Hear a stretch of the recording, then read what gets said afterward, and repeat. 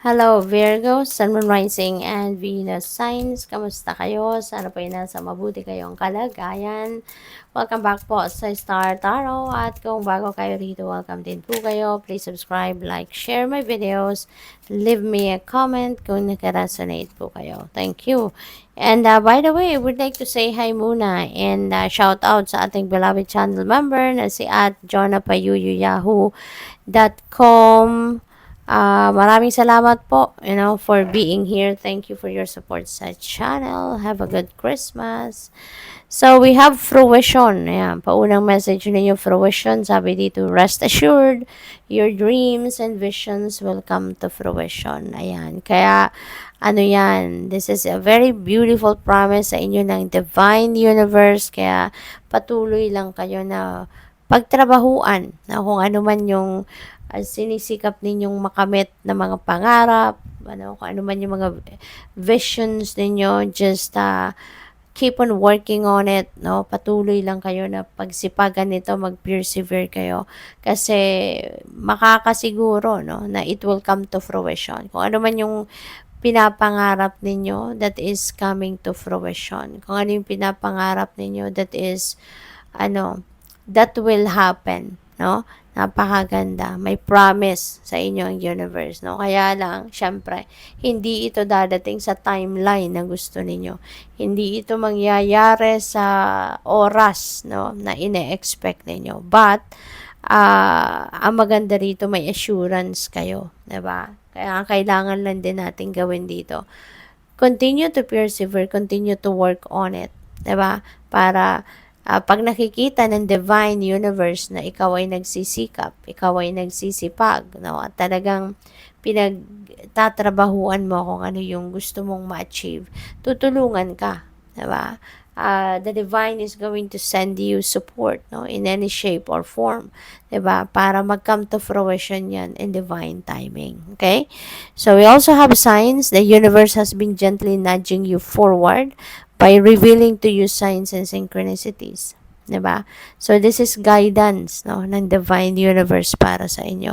You are being sent divine guidance, no, intuitive nudges, intuitive messages, at baka mayroong mga signs, symbols, omens, synchronicities din na presenting itself to you, and those are guidance para sa'yo. Kaya make sure na you pay attention to that. Baka lately, madalas kayong nakakakita ng mga repeating numbers, diba? Yung mga angel numbers, 10-10, 12-12, 3-3-3, 4-4-4, 5-5-5, 8-8-8. Siguro mga madalas din yung makita yan, ano? Or marami pa yan na mga angel numbers. Those are synchronicities, no? And a specific kind of animals, maybe lagi kayong baka may mga napapansin kayo na mayroong mga ibon pumapasok sa bahay ninyo, 'di ba? Yung mga ganun, butterflies, laging nandiyan dyan. So those are signs para sa iyo. Okay?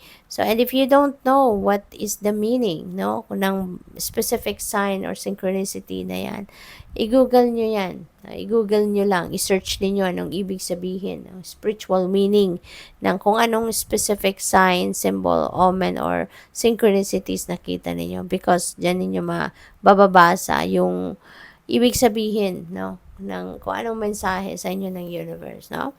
So, we have gratitude. Universal love shines through the miracles of life all around you. Ayan. So, maaari, no, na meron ditong mga miraculous moments, miraculous events that might unfold, no, sa buhay ninyo. Kaya huwag kayong makakalimot na magpasalamat. Huwag kayong makakalimot na ipagpasalamat, i-appreciate, no, maging grateful kayo sa mga miraculous events na ito. Okay?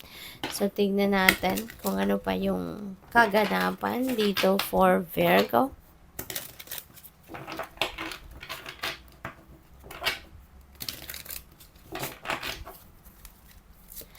So, we have the Page of Swords. Ayan. So, there is a delay of news, na po pwedeng mangyari dito. Baka merong balita dito na may update siguro kayong ine-expect, inaantay, pero that might be delayed, no?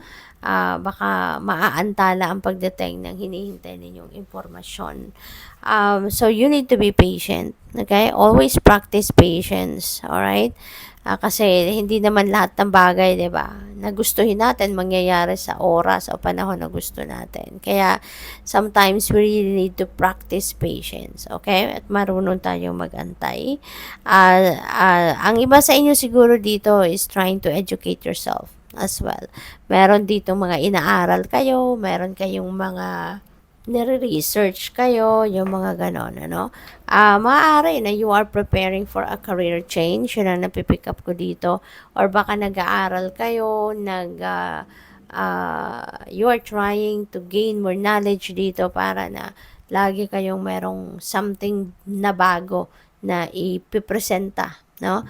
Sa trabaho ninyo or sa kung ano man ang ginagawa ninyo.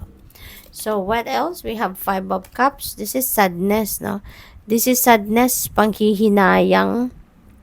Meron ditong kalungkutan kayo na nararamdaman. For whatever reason, may lungkot, you know? So, it's okay to, to feel your feelings.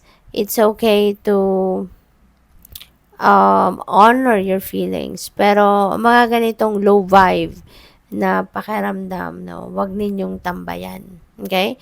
Kasi the more sadness ang mararamdaman ninyo, pwedeng mauwi yan sa depression, 'di ba?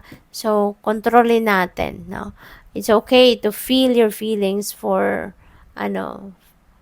yung mabilisan lang na panahon. Pero wag nating patagalin yan kasi it might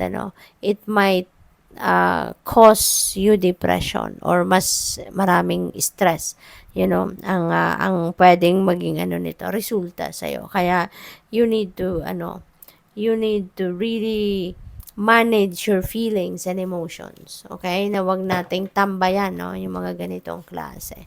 So, what else? We have the Knight of Cups. Ayan. So, Knight of Cups is about offer, merong kilig ako na pipick up dito for some of you. Baka ang iba sa inyo dito, kung kayo ay single pa, baka meron ditong nagkaka-interest sa iyo romantically, baka meron ditong manliligaw sa iyo, or baka ikaw ang may liligawan, baka ikaw ay magdi-date, yung mga ganon.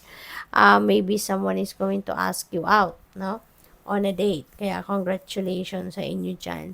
There may be good news also coming your way, no? At ang mga balitang ito could be related to opportunities, no? Depende sa inyong sitwasyon. Kaya good luck sa'yo. Thank you for watching. Love and light. Namaste.